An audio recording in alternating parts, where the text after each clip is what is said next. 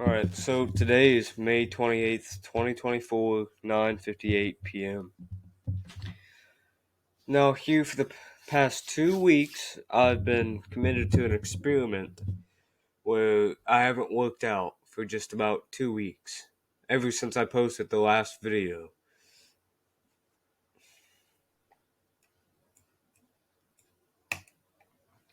And now, I committed to this video or this challenge of not working out for 2 weeks, because I wanted to see how I used to feel before I started working out.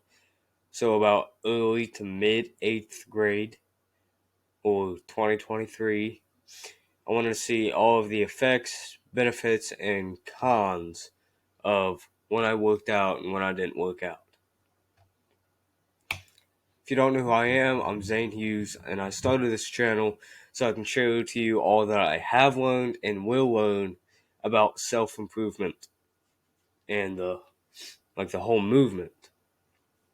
And now I sort of wanted to make these sort of videos on my channel a lot through this summer since I have more time to myself of like these little experiments that I'll do. Like I might do this for a week, I might not do what I've been doing for this week, etc. And so these were the few effects that I've noticed. I didn't feel strong. My clothes didn't feel like they fit. Horrible sleep. It caused laziness in other areas. It was less functional, and I felt depressed. What I mean by I didn't feel strong is like if I tried to lift a milk carton or something, it didn't feel like that. Like I could lift it as easy or as fast as before. My pushing motion was slower, so was my pulling. I couldn't do as many pull-ups as I could before when I was doing them constantly. Anytime that I picked up any heavy thing, or if I picked up one of my weights to move them across the room, it felt heavier than it used to be. And it just felt like I had a lot less mind to muscle connection and memory, right? And what I mean by my clothes didn't fit, it's not like they were 100 times too big, but like when I was working out, I'm working out now, but because I'd finished this experiment a few days ago. But now that I'm working out, it feels like my clothes fit again. I have better posture because before I was all slumped, my neck was forward and stuff like that. Now I'm sitting up straight, shoulders are wide. Yeah, I also noticed that like your shoulders start to cave in and stuff when you don't work out because when you work out, you're getting blood flow, you have less constriction, you're stretching a little bit, and getting the blood flow, a little bit of cardio, etc. And what I've noticed about the horrible sleep is it took maybe from what used to be 10 to 30 minutes to go to sleep, like 30 minutes to 2 hours, because I had started procrastinating more and getting more addicted to my phone that I would sit there on my bed for like an hour or two watching YouTube shorts. And I don't know if I've told you about this before, but like when I think I talked about it in the last video, when me and my friend would just sit there on our phones for hours during the summer, I just felt absolutely depressed. It's called death scroll. You just keep scrolling and scrolling. You laugh at this one, and you scroll, laugh.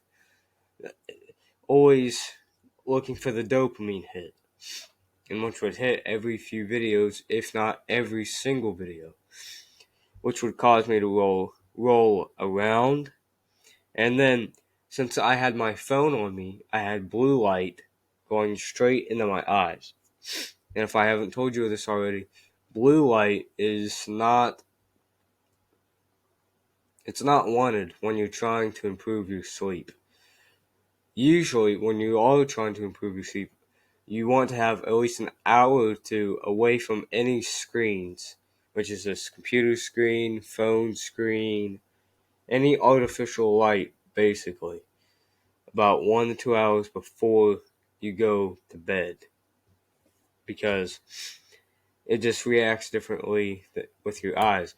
And that's why when you first get up, and this is also another factor that will improve your sleep, is as soon as you get up or the first 10 minutes of waking, you go outside and look at the sun, because it first of all, it wakes you up and it resets your sleep cycle, which I forgot the scientific name for it, because I haven't been working out for a while, and like I had put on this other slide, lazier in other areas.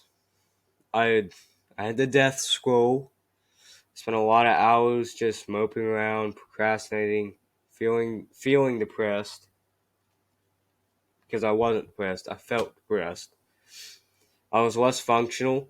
Anytime I had to carry like a crate of ice cream mix at my job, it just felt heavier. I had to lean back more to carry the weight instead of just picking it up like I used to. My legs, anytime I carried in groceries, because I have a stair step in order to get in my house, anytime I tried to carry up the groceries, it sucked. Absolutely sucked. And also, I just want to say, if you made it this far in the video, 7 minutes, I have absolutely like zero dopamine in this video. As you can tell, I'm purposefully talking in a monotone voice, so it's not entertaining. Because we all know that too much dopamine. I talked about this in another video. If you get too much dopamine, then you get a big old crash, and you're out for maybe even a month. You might even be unmotivated for a whole month just because you watched a few YouTube shorts. That is how serious this is. That's why you want less dopamine, so when you experience something small, your dopamine will shoot right back up. You'll feel extremely motivated, and that's why a lot of people take like cold baths or ice baths, because it's not pleasant at all. There's also a study done. I forgot what it was called, but it was like, if you purposely and intentionally do something you don't like, it will actually grow a certain part of your brain. I think it was like gray matter or something in your brain, which is important for like decision making and like having more of a tougher mentality. And the people that just ate junk food as soon as they thought about it, or did this and did that without any delayed gratification, had less of it. So the more difficult things that you do intentionally will actually grow that, and you'll get benefits from delayed gratification, which I've talked about before. And later in other areas, I definitely had zero to very little delayed gratification within this challenge. It's another reason I felt depressed. I also felt like I had no purpose, because I wasn't doing any work. I wasn't working around the house. I wasn't cleaning. I just felt lazy. I was sleeping in to like 9, 9 to 10 in the morning, which is ridiculous, by the way, because I wouldn't go to bed till like 12 or 1. I'd sleep in extremely late. I wouldn't feel motivated to get up and do something. I'd feel motivated to get up and watch some YouTube, but not to work, right? And ever since I started working out again, I felt stronger. I felt more fitted in my clothes. But obviously, I've only been working out for a few days now, so my previous self hasn't fully been able to come back. But the conclusion is, maybe you should try this experiment if you've been working out for a while. Just try it, maybe not even 2 weeks, maybe just a few days, and so you can just see how much progress and how important exercising and working out is in your life. Because I mean, I just felt so depressed and so purposeless, without a purpose, for these 2 weeks. It It was ridiculous. I really hated it. But now, starting to get back in my groove, started working. Obviously, I've made this slideshow. I'm going to make a couple others tonight. But hopefully you learned something from this video, and if you aren't working out, maybe try working out for a few weeks, and then you can see the difference between how you are now and then when you're working out. Or vice versa, like I said, if you go from working out to not working out.